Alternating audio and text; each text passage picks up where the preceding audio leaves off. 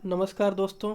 जैसा कि आप देख पा रहे हो, आज हम आपके लिए एक वीडियो लेके आए हैं जिसमें हम एनटीपीसी के कट ऑफ के रिगार्डिंग बात करेंगे। ठीक है, कट ऑफ के रिगार्डिंग हम बात करेंगे। सॉरी, बाय मिस्टेक यहाँ पे ऑफ रह गया था। ठीक है, कट ऑफ के रिगार्डिंग हम बात करेंगे। ठीक है, अब यहाँ पे ये ज़रूरी है कि क्योंकि सभी मैक्सिमम स्टूडेंट्स का पेपर हो चुका है और अभी 2-3 फेज़ और भी आने हैं, क्योंकि अभी बहुत सारे स्टूडेंट का पेपर नहीं भी हो पाया है। लेकिन जिनका हो गया है वो स्टूडेंट इसलिए चिंतित हैं कि कट ऑफ कितना रहने वाला है और उन्हें मेंस की तैयारी करनी चाहिए या फिर नहीं करनी चाहिए। वो स्टूडेंट्स इसी बात को लेकर काफ़ी परेशान हैं, तो उनकी समस्याओं को दूर करने के लिए हमने वीडियो बनाया है।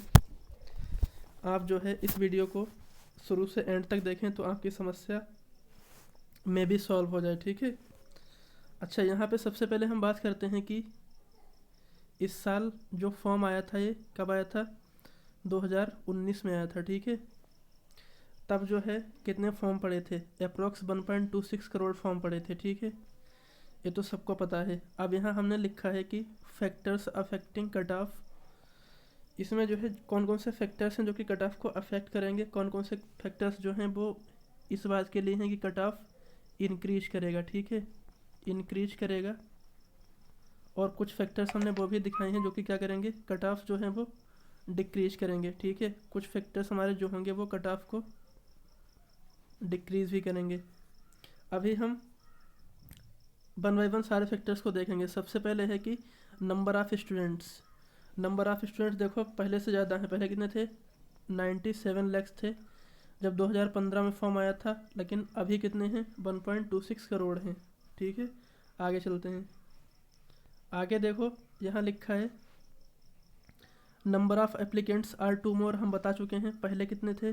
97 लैक्स थे, अभी कितने हैं? 1.26 करोड़ हैं। ठीक, तो क्या हो रहा है? बढ़ रहे हैं करीब 30 लाख स्टूडेंट्स करीब जो है, जो 30 लाख स्टूडेंट्स हैं वो करीब क्या हुए हैं? बढ़ गए हैं। ठीक है, आगे देखो, lockdown due to corona virus. Lockdown पड़ा है तो इसकी वजह से क्या हुआ? स्टूडेंट्स ने स्टडी जो है वो काफ़ी करी है, क्योंकि सभी लोगों ने काम धाम छोड़ के पढ़ाई पे ध्यान दिया है। सब ने जो है बहुत पढ़ाई की है, इसलिए कट ऑफ बढ़ सकता है। आप लोग सोच ही सकते हो, क्योंकि जब लोग ज़्यादा पढ़ाई करते हैं तो कट ऑफ बढ़ ही जाएगा, क्योंकि मैक्सिमम स्टूडेंट्स जो है ज़्यादा अटेम्प्ट करेंगे। फिर हाई कंपटीशन। हाई कंपटीशन इसीलिए है क्योंकि जो है क्या है, इस समय लॉकडाउन चल रहा था। और दूसरी बात है, यहाँ पे बेरोज़गारी जो अनएम्प्लॉयमेंट है बहुत ज़्यादा है, इसलिए। ठीक है, नीचे लिखा भी अनएम्प्लॉयमेंट रेट इज हाई। सही बात है, अनएम्प्लॉयमेंट बहुत ज़्यादा है तो क्या होगा? कट ऑफ जो है बढ़ना चाहिए। उसके आगे देखो, हाई डिमांड्स ऑफ जॉब। सही बात है यार, गवर्नमेंट जॉब तो सबको चाहिए होती है, सभी गवर्नमेंट जॉब चाहते हैं क्योंकि इसमें सैलरी अच्छी है। और एनटीपीसी में तो वैसे ही बहुत अच्छी अच्छी पोस्टें हैं। स्टेशन मास्टर ही आप देख लो, लेवल 6-7 की जॉब है। फिर यहाँ पे देखो गुड्स गार्ड की है, अच्छी अच्छी पोस्टें हैं। ठीक है, फिर आगे चलते हैं। आगे देखो, factors responsible for low cut off. यहाँ क्या है? अब हम वो बात करने जा रहे हैं जिसकी वजह से हमारा कट ऑफ क्या हो सकता है? लो हो जा सकता है। क्यों लो रहेगा? उसके पीछे कौन कौन से लॉजिक्स हैं वो यहाँ आप देखो। सबसे पहले लिखा है number of vacancies are double as compare to last year. मतलब कि जो नंबर ऑफ़ वैकेंसीज हैं वो क्या हो गई हैं? डबल हो गई हैं। मतलब कि पहले अगर 18,000 वैकेंसीज थी अप्रोक्स में, अभी ये कितनी हो गई हैं? अभी ये करीब 35,000 हैं। 35,000 हैं, तो आप देख सकते हो करीब 2 टाइम्स हमारी वैकेंसीज़ हो गई हैं। पहले से 2 टाइम्स वैकेंसीज हैं, इसलिए क्या होगा? कट ऑफ कम हो सकता है। हमने लिखा भी यहाँ पे 35,000 अप्रोक्स हैं। ठीक है, 35 से थोड़ी ज़्यादा ही थी। Last time it was approx 18,000 vacancies. Last time जब 2015 के आसपास फॉर्म आया था 14 में, तब जो है वैकेंसीज कितनी थी? 18,000 थी। तो हमने देख लिया है कि वैकेंसी हमारी डबल हो गई हैं, इसलिए कट ऑफ कम रह सकता है। ठीक है, अच्छा, आगे देखो, फॉर्म हम पहले ही बता चुके हैं। Number of applicants are 1.26 crore approx में है। ठीक है, अर्लियर देवर 97 लैक्स। पहले क्या थे? 97 लैक्स थे, अभी जो है 1.26 करोड़ हो गए हैं। करीब जो है 30 लाख का इजाफा हुआ है यहाँ पर स्टूडेंट्स में। और वैकेंसीज़ क्या हुई? डबल हुई हैं। 35,000 हो गई हैं, पहले 18,000 थी। ठीक, ये आप देख सकते हो। फिर आगे देखो, अटेंडेंस की बात कर रहे हैं। जो एग्ज़ाम हो रहा है वहाँ पे अटेंडेंस भी काफ़ी मायने रखती है इन फैक्टर्स को अफेक्ट करने के लिए। अटेंडेंस अगर यहाँ देखो तो 55% है, अप्रोक्स में कितनी है 55% अटेंडेंस लोग बता रहे हैं, और हमने भी देखा है कि अभी अटेंडेंस जो है 55% के आसपास रह रही है। 55% यानी कि 45% स्टूडेंट्स जो है एग्ज़ाम देने नहीं जा रहा है। अब यहाँ पे दो फैक्टर्स हो सकते हैं। पहला ये है कि इसमें वो स्टूडेंट्स हैं जो पढ़ते लिखते नहीं हैं, तो वही एग्ज़ाम देने नहीं जा रहे हैं। सेकेंड थिंग ये हो सकती है कि किसी का सेंटर बहुत दूर है, या कोई कोई जो है कोरोना की वजह से नहीं जा रहा है, पढ़ने में अच्छा था। तो यहाँ पे दोनों चीज़ें बन सकती हैं, तो इनकी वजह से कोई भी फ़र्क नहीं पड़ेगा।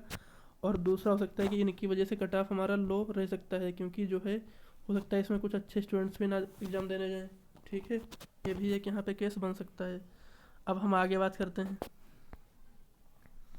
अब यहाँ पे देखो क्या है, नॉर्मल अटेम्प्ट्स जो जा रहे हैं, जो हम देख रहे हैं, लोगों के सभी बता रहे हैं 70 से 80 के बीच में है। कोई जो है 68 कर रहा है, कोई 65 कर रहा है, कोई 70 कर रहा है, कोई 72 कर रहा है, कोई 75 कर रहा है, कोई 78 कर रहा है, कोई 80 कर रहा है। 80 के अंडर में सभी के हैं, ज़्यादातर स्टूडेंट्स के जो है 80 के अंडर में हैं।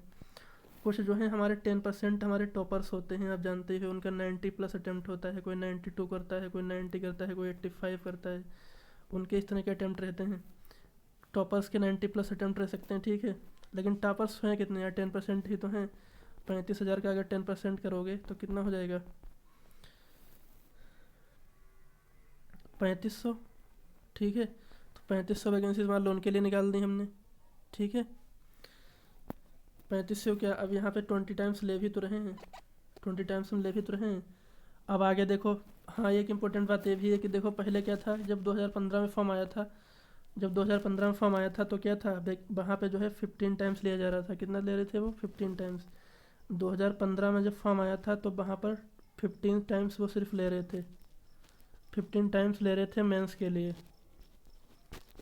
मेंस के लिए। अभी क्या हो रहा है कि जो हमारा नोटिफिकेशन आया है उसमें लिखा है कि अब जो है 2020 में हम 20 टाइम्स लेंगे, 20 टाइम्स स्टूडेंट्स जो है मेंस देंगे। तो करीब 35,000 का अगर 20 टाइम्स आप करोगे, 20 टाइम्स तो करीब 7 लाख स्टूडेंट्स होंगे, 7 लाख स्टूडेंट्स होंगे। लेकिन कट ऑफ क्या रहेगा, जोन बाय जोन लगेगा, जोन बाय जोन अलग अलग रहेगा। मान लो कोई अगर आरआरबी इलाहाबाद से है तो उसका कट ऑफ कुछ और रहेगा, इलाहाबाद वाले का कट ऑफ कुछ और रहेगा, मालदा वाले का कट ऑफ कुछ और रहेगा। अगर कोई जो है चेन्नई से है उसका कट ऑफ और रहेगा, कोलकाता वाले का कट ऑफ और रहेगा। अब सपोज 80 अगर इसके थे, अब हम उसके निकालेंगे कि उसके रॉ मार्क्स कितने आएंगे, 80 थे, ठीक है। अब यहाँ एक्यूरेसी मैटर करती है। मान लो किसी ने 60 अटैम्प्ट किए, उसकी एक्यूरेसी बहुत अच्छी है तो उसके 60 आ सकते हैं। अगर किसी ने 80 अटैम्प्ट किए हैं और उसकी एक्यूरेसी कितनी है, मान लो उसने 12 क्वेश्चन गलत किए हैं, ठीक है, तब उसके नेगेटिव मार्क्स 12 में कितने बनेंगे, क्योंकि 1/3 है नेगेटिव मार्किंग, तो 4 कट जाएंगे। रॉ मार्क्स कितने बचेंगे, 4 ए वाले और 12 ए वाले, 16 घटा दो 64 रह जाएंगे, ठीक। इसके जो है रॉ मार्क्स कितने रह गए, 64 रह गए हैं। अब हम आगे चलते हैं, ठीक। आगे देखो आगे देखो, अब जो है हमने कहा यहाँ पे पहले 15 हम टाइम ले रहे थे, अभी हम कितने लेंगे, 2020 में हम लेंगे 20 टाइम्स, मतलब रेलवे लेगा, हम क्या लेंगे, ठीक है, रेलवे ले रहा है 20 टाइम्स जो है आरआरबीज ले रही हैं। और हम आपको ये भी बता चुके हैं हर आरआरबी का अलग अलग कट ऑफ रहेगा, बेरी एस पर आरआरबी, ये जो है आरआरबी के साथ बेरी करेगा, ठीक। अब हम बात करते हैं यहाँ पे, देखो आप कि जैसे आरआरबी चेन्नई का है, चेन्नई का अलग रहेगा, इलाहाबाद का अलग रहेगा, बेंगलोर का अलग रहेगा, ठीक है। अब यहाँ पे नॉर्मलाइजेशन जो है काफ़ी इंपॉर्टेंट है। अगर किसी की शिफ्ट बहुत टफ आ गई तो उसका नॉर्मलाइजेशन, अगर किसी की शिफ्ट बहुत टफ आ गई तो उसका नॉर्मलाइजेशन जो है ज़्यादा हो सकता है, 12 नंबर आ सकता है। अगर शिफ्ट इजी आ गई तो नॉर्मलाइजेशन उसका कम रह सकता है, यानी कि 10 मार्क्स रह सकता है। तो यहाँ पे नॉर्मलाइजेशन जो है बहुत ही अफेक्ट करेगा इस चीज़ को, कट ऑफ को लेके। अब किसी का 8 भी हो सकता है, किसी का 12 हो सकता है, तो ये क्या करेगा, शिफ्ट वेरी करेगा, शिफ्ट टू शिफ्ट, ठीक है। तो नॉर्मलाइजेशन का बहुत अच्छा रोल होता है, क्योंकि नॉर्मलाइजेशन की वजह से 50 नंबर वाला जो है वो एंट्री कर सकता है और 80 नंबर वाला जो है आउट हो सकता है, ये आपको पता है, ठीक। अब देखो, अगर हमें मान लें कि शिफ्ट जो है क्या है, इजी है, और normalization marks will be more. अच्छा, if shift easy normalization more will be, नहीं ये गलत यहाँ पे लिख गया। अगर शिफ्ट हमारी क्या है, हार्ड है, तब नॉर्मलाइजेशन मार्क्स क्या होंगे, ज़्यादा होंगे। अगर शिफ्ट इजी होगी तो नॉर्मलाइजेशन मार्क्स क्या होंगे, बहुत ही कम रहेंगे, यहाँ पे कम रहने वाले हैं, ठीक है। अब देखो एवरेज नॉर्मलाइजेशन मार्क्स कितना हो सकता है, 8 मार्क्स मान लो हम अगर ले लेते हैं, क्योंकि फार्मूला चेंज हो गया इस बार, तो ये मान लो 8 से 12 में रह सकता है, क्योंकि जेई का जो एग्ज़ाम हुआ है, आरआरबी जेई का जो एग्ज़ाम हुआ है वहाँ पे यही हुआ है, किसी का 5 बढ़ा है, किसी का 8, किसी का 12, यहाँ किसी का 15, इतने तक बढ़ा है, ठीक है। तो हमने 8 से 12 इसीलिए लिया है। अगर मान लो किसी एवरेज नॉर्मलाइजेशन मार्क्स अगर मान लो 8 मार्क्स से, तब कितना हो सकता है कट ऑफ, ठीक है, वो हमने निकाला है। यहाँ आप आगे देखो, अब देखो टोटल मार्क्स कैसे निकलेगा, raw marks plus normalization marks, ठीक।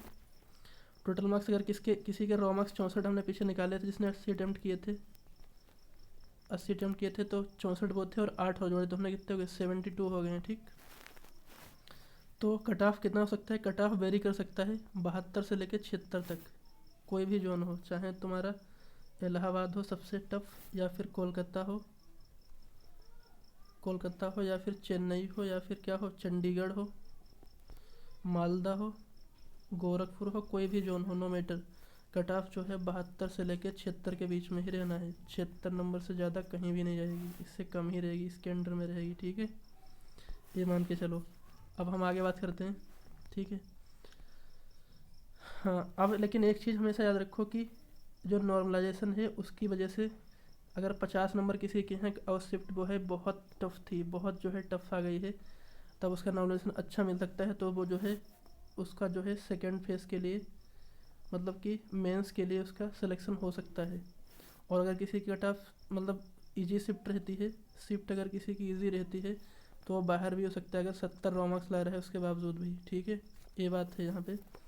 अगर आपके रॉ मार्क्स जो हैं 60 हैं, तब भी आपको मेंस की तैयारी करनी चाहिए हमारे हिसाब से, तो CBT 2 के लिए हमें तैयारी शुरू करनी चाहिए।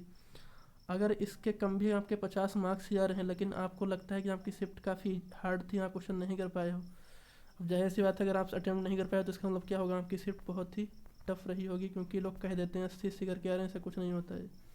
शिफ्ट अगर टफ होगी तो कम ही हो पाएंगे, अगर शिफ्ट बहुत टफ आ रही तो जाहिर सी बात है क्वेश्चन कम हो पाएंगे। तो अगर आपके 50 से अगर 60 के बीच में भी बन रहे हैं, तब भी आपको जो है मेंस की तैयारी स्टार्ट करनी चाहिए, क्योंकि ये जो है शिफ्ट अगर टफ है तो आपका नॉर्मलाइजेशन काफ़ी हाई रहने वाला है, ठीक है। तो आपको डरने की ज़रूरत नहीं है, आपको मेंस की तैयारी करनी चाहिए। अगर आपके, हम एक बार और कहेंगे, कट ऑफ जो है 72 से 76 के बीच में रहने वाली है। अगर आपके 50 से लेकर 60 में भी अगर रॉ मार्क्स बन रहे हैं, आपको लगता है अगर इतने भी आ रहे हैं, तब भी आपको CBT 2 के लिए तैयारी शुरू कर देनी चाहिए। और यही कट ऑफ रहेगा, आप चाहें तो याद लिख के रख लो, जब रिजल्ट आएगा तो यही कट ऑफ रहेगा, आप लिख के रख लो और तब आपसे बात करेंगे, तब आप कमेंट कर देना, ठीक है। कट ऑफ यही रहेगा 72 से 76 के बीच में, और अगर इतना मार्क्स बन रहा है तब भी आप जो है मेंस की तैयारी करो। अगर हमारा वीडियो आपको सही लगा हो, हमारी एनालिसिस सही लगी हो, तो क्या करो, लाइक करो वीडियो, और उसके बाद हमारे चैनल को सब्सक्राइब कर लो, ताकि आगे भी हमारी वीडियो आपके पास पहुंच सके, ठीक है। Now thanks for watching, bye bye, take care, and अपनी जो है मेंस की तैयारी शुरू कर दो भाई, इसके अलावा कुछ नहीं कर सकते हो आप, मेंस की तैयारी ही शुरू करनी है आपको, ठीक है। So goodbye, bye bye.